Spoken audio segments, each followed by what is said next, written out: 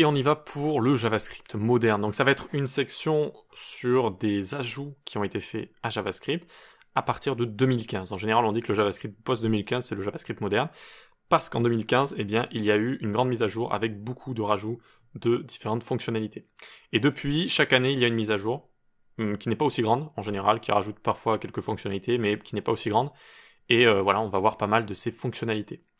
Donc vous pouvez le télécharger encore une fois, vous pouvez aller à la première partie ici, on va l'ouvrir, alors hop, hop, très bien, voilà, super. Donc j'ouvre le script et on y va donc pour let et const dans le détail. Découvrons et rappelons les principales caractéristiques des déclarations let et const et leur différence avec le mot-clé var. Donc on l'avait déjà vu précédemment en début de cours, mais c'est très bien de le rappeler, très très bien. Alors, let et const sont blocs scoped, var et function scoped. Super. Comment on peut voir ça?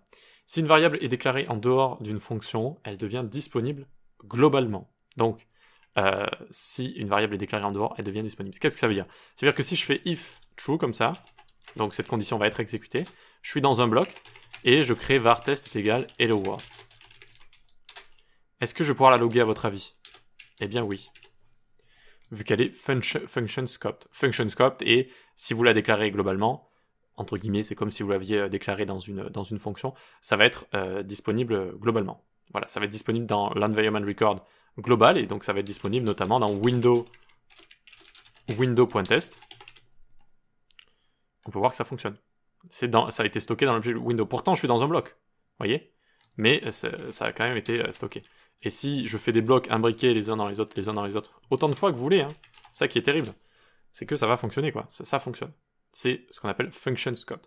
Ça fait partie des erreurs, entre guillemets, de design, on va dire, du langage JS, et donc de ces variables, et c'est pour ça que les let et const, entre autres, ont été créés. Alors que si ici, j'écrivais let test, eh bien j'aurais une erreur. Test is not defined. Pourquoi? Parce que let test ici est seulement disponible dans mon bloc.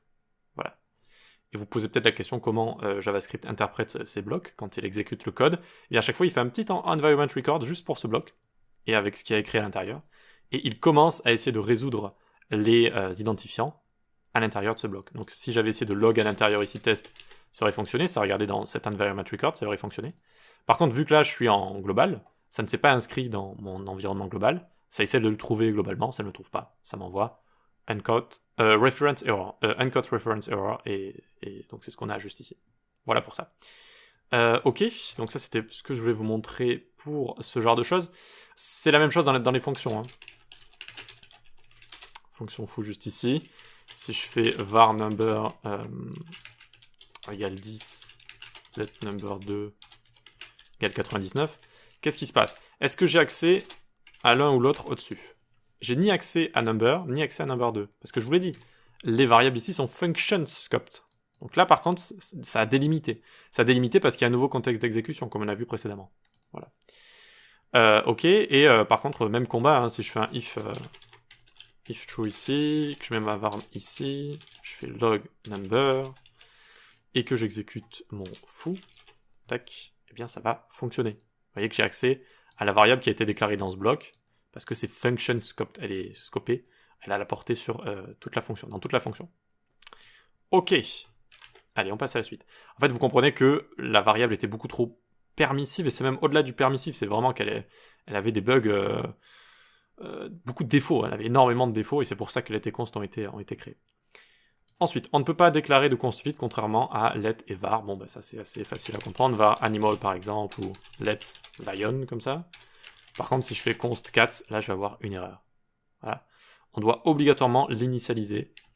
Const cat est égal à miaou, ou Tom, le chat s'appelle Tom. On doit forcément l'initialiser, sinon on a une erreur avec les constantes.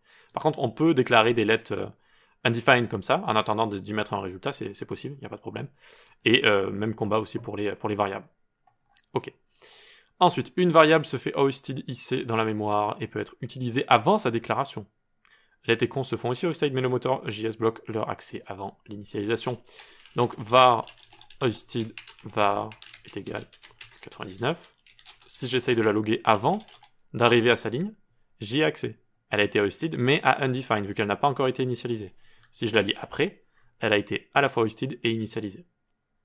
Ça ne fonctionne pas avec let var est égal ABC. Je ne peux pas la loguer avant comme ça. Vous voyez, ça me met une erreur. Par contre, après, oui. Voilà. Ok, on peut mettre ça en commentaire aussi. Donc c'est bien de se rafraîchir la mémoire avec tout ça. Une variable var déclarée globalement se fait enregistrer dans l'objet global, pouvant provoquer des bugs de clash entre variables globales. Les décomptes se font aussi enregistrer dans la mémoire, mais sans être accessibles, comme propriété directe de Windows. Donc, ça fait partie des environment records de notre objet global. C'est-à-dire que ça va... Comment dire, l'environnement global, ça va être composé de deux choses. Ça va être composé de cet objet window et d'un autre objet qui est caché, ou en tout cas on n'y a pas accès directement depuis notre script, qui va enregistrer let et const.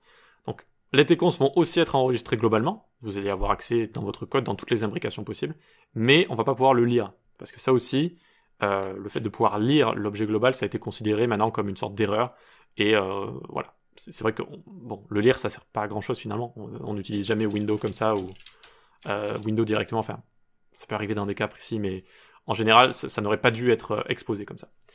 Donc, qu'est-ce que je veux dire par là? Var new window prop est égal hello world.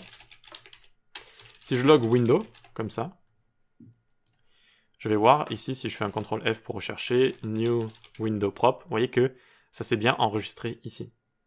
Dans cette partie de mon environnement global, qui contient tout ce qui est var, fonction, et toutes les API du web qui sont exposées ici. Voilà, alors que si je fais const id est égal ceci, et que je log window comme ça, eh bien je peux le chercher longtemps, mon id, je ne vais jamais le trouver. Alors évidemment, on va dire custom id, je vais prendre un nom un peu plus compliqué, sinon je risque de tomber sur certaines choses. Mais là, si je fais CTRL F custom id, je n'en ai pas, 0, 0. Pourtant, j'y ai accès. J'y ai accès, je peux loguer custom id, aucun problème, je ne vais pas avoir d'erreur ici. Donc ça a été bien pris en compte dans la mémoire, mais dans une autre partie de l'environnement global, on appelle ça le Global Environment Record, qui est composé de deux parties. Donc la partie Objet Global Window, et une autre partie qui s'appelle Declarative Environment Record, bref, vous n'allez pas à retenir tout ça, qui gère le côté let et const, comme ça, voilà, qui va gérer les let et les const. Ok, donc ça fait partie de l'environnement global. Et chaque fonction va également avoir ces deux caractéristiques, avec un environnement qui va pouvoir gérer les let et const, et un environnement qui va pouvoir gérer le reste, les variables, les fonctions, mots-clés 10, etc. Et voilà, c'est tout, c'est bon. Je vais pas en dire plus parce que j'ai pas envie de vous embrouiller. Et puis, à ce niveau-là, vraiment, je vous conseille pas, ça va faire un peu bizarre d'entendre ça, mais je vous conseille pas d'aller sur la doc ECMAScript officielle. C'est la doc JavaScript. Donc c'est celle-ci. Parce que c'est très complexe, c'est vraiment très complexe, donc il faut cliquer sur View in HTML, là.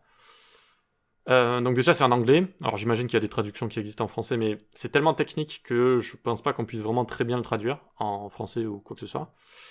Et là normalement vous avez quelque chose, executable code and executable, ouais c'est ça, code exécutable et contexte d'exécution. Et là regardez, essayez de le lire, vous allez un peu avoir mal à la tête. Hein.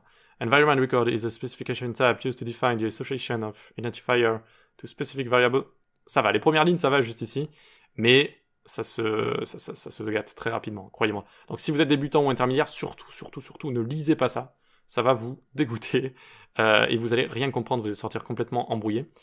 Voilà, essayez juste de comprendre le système de contexte d'exécution et chaque fonction et l'environnement global a un environment record, donc un environnement qui permet de stocker les variables, et on a le lookup des identifiers qui se fait de votre bloc qui recherche une variable jusqu'à l'environnement global.